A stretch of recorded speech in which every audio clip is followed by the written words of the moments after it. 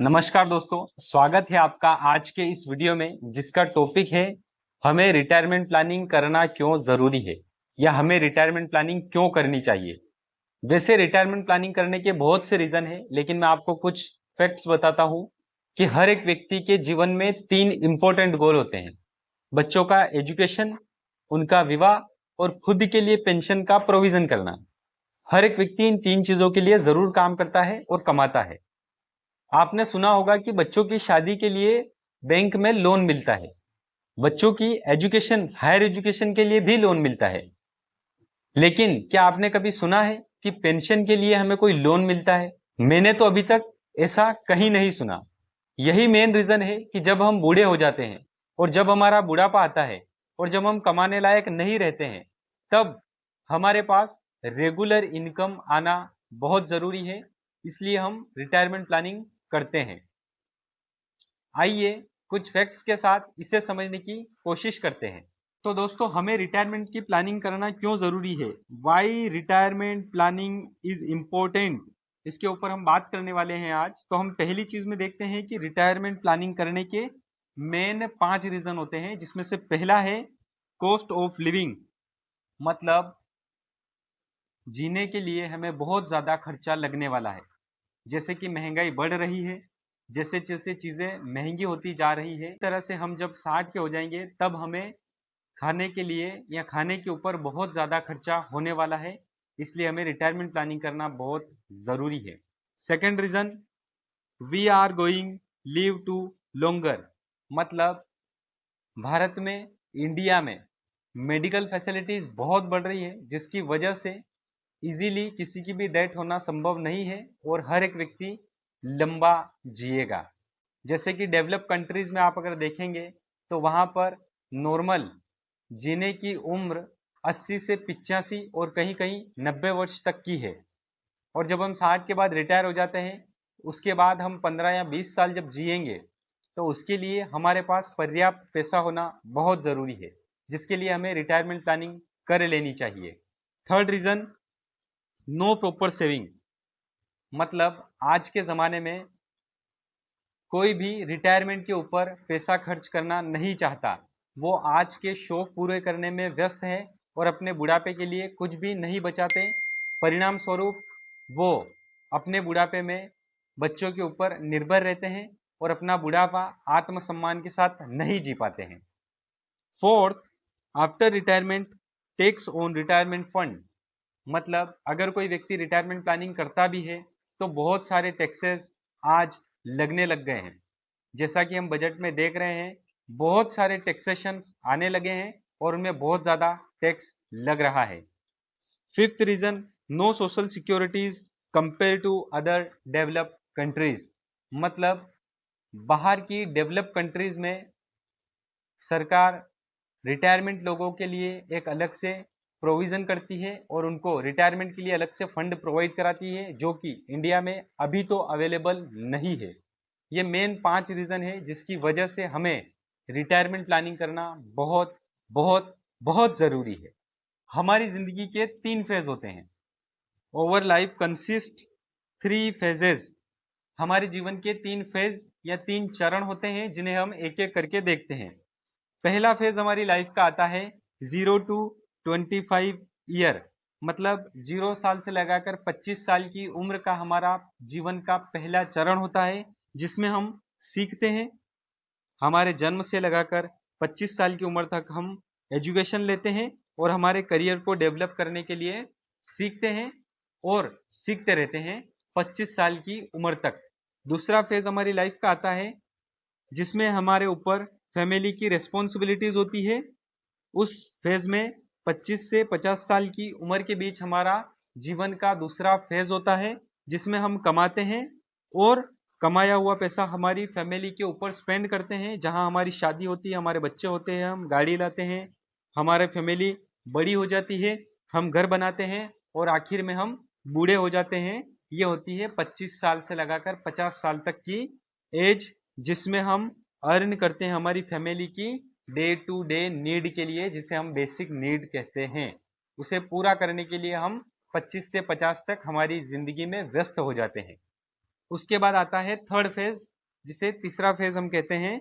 51 साल से लगा करके 60 साल की उम्र होती है थर्ड फेज में, जिसमें हमारा कमाया हुआ पैसा हम सिर्फ पे करते हैं हमारे बच्चों की हायर एजुकेशन या उनका बिजनेस सेटअप कराने में, हमारे बच्चों की शादी कराने में, और बहुत सारी रेस्पॉन्सिबिलिटीज यहाँ पर होती है जिन्हें हम पूरा करने में 25 साल से लगाकर 50 साल की उम्र तक कमाया गया पैसा हम इस तीसरे फेज में सारा खर्च कर देते हैं और हमारे हाथ में कुछ भी नहीं रहता है। ये 3 जीवन के फेज होते हैं। अब हम आगे देखते हैं कि एक पर्सन, हमने एक यहाँ पर देखा कि अगर कोई व्यक्ति 30 साल की उम्र से अगर कमाना चालू करता है तो वो आगे 30 साल तक कमाता है। मतलब अगर कोई व्यक्ति 30 साल की उम्र से कमाना शुरू करता है और अगर वो 60 साल की उम्र तक कमाता है, मतलब वो व्यक्ति उसके जीवन में टोटल 30 साल तक सिर्फ कमाता ही है। जब कोई व्यक्ति 60 का हो जाता है उसके बाद उसके पास 4 चॉइस होती है। पहली, after retirement depend on childs. पहली, रिटायरमेंट के बाद बच्चों के ऊपर निर्भर रहना। दूसरी, रिटायरमेंट के बाद रिश्तेदारों के ऊपर निर्भर रहना। और तीसरी, we want to work hard even old age. मतलब हम जब बूढ़े हो जाएंगे तब भी हम सिर्फ काम ही करते रहें। और चौथी होती है बिकम सेल्फ डिपेंड, जिसके लिए हमें सेविंग रेगुलरली करना बहुत जरूरी है। ये होती है 4 चॉइसेस किसी भी व्यक्ति के पास जब वो 60 का हो जाता है। अब मैं आपसे क्वेश्चन करना चाहता हूं, आप इन चारों में से कौन सा चूज करना पसंद करेंगे? कमेंट बॉक्स में जरूर बताएं। आगे बढ़ते हैं हम। अगर आपके पास लाइफ इंश्योरेंस पॉलिसी है जिसकी मदद से आपने रिटायरमेंट प्लानिंग करी है, तो लाइफ इंश्योरेंस पॉलिसी आपकी फैमिली और आपके लिए 2 इंपॉर्टेंट रोल अदा करती है, जिसमें पहला होता है our family not facing any problems in our absence. मतलब अगर आपके पास रिटायरमेंट प्लानिंग के लिए इंश्योरेंस पॉलिसी को आपने चूज किया है, तो अनफॉर्चुनेटली आपके साथ कुछ मिसहैपनिंग हो जाने पर आपकी फैमिली को किसी प्रकार की कोई दिक्कत नहीं आएगी, क्योंकि इंश्योरेंस से आपकी फैमिली को कुछ पैसा मिलता है। First reason. Second, give us a peaceful and respectful life in our retirement. Second, insurance policy role अदा करती है कि हम बुढ़ापे में हमारा जीवन आत्मसम्मान के साथ जी सकते हैं बिना किसी और के ऊपर निर्भर रहे। तो ये 2 इंपॉर्टेंट रोल्स इंश्योरेंस पॉलिसी आपकी जीवन में ऐड करती है। उसके बाद हम देखते हैं why life insurance for retirement planning. बहुत सारे लोगों का ऑब्जेक्शन सवाल हो सकता है कि हम रिटायरमेंट प्लानिंग करने के लिए इंश्योरेंस पॉलिसी ही क्यों लें। तो चलिए उनके लिए भी कुछ बातें हैं मेरे पास। सबसे पहला, पीस ऑफ माइंड। मतलब आपको पक्का पता है कि मुझे मेरी 60 साल की उम्र पर पैसा मिलेगा, चाहे मार्केट ऊपर रहे चाहे मार्केट नीचे रहे। इसलिए इंश्योरेंस पॉलिसी में आप अपनी रिटायरमेंट प्लानिंग कर सकते हैं। हाँ, ये हो सकता है पैसा आपको थोड़ा कम मिलेगा लेकिन गारंटेड मिलेगा। Second, capital protection.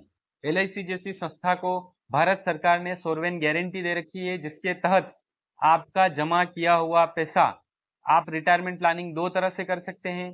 पहला, एन्युटी प्लान में एक साथ पैसा निवेश करके। सेकेंड, रेगुलर सेविंग करके। तो दोनों ही स्थिति में आपका पैसा 100% भारत सरकार की गारंटी के साथ सिक्योर रहेगा। ये आपका कैपिटल प्रोटेक्शन है।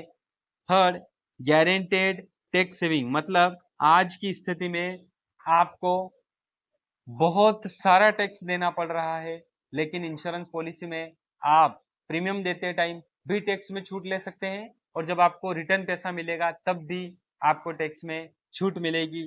चौथा, बच्चों की एजुकेशन प्लानिंग और उनकी शादी की प्लानिंग आप इंश्योरेंस पॉलिसी की मदद से कर सकते हैं, या आपके नहीं रहने के बाद आपकी फैमिली इन चीज़ों के लिए दूसरों के ऊपर निर्भर नहीं रहेगी। ये चीज़ यहाँ से हो सकती है। लॉन्ग टर्म सेविंग अपनी हो जाती है।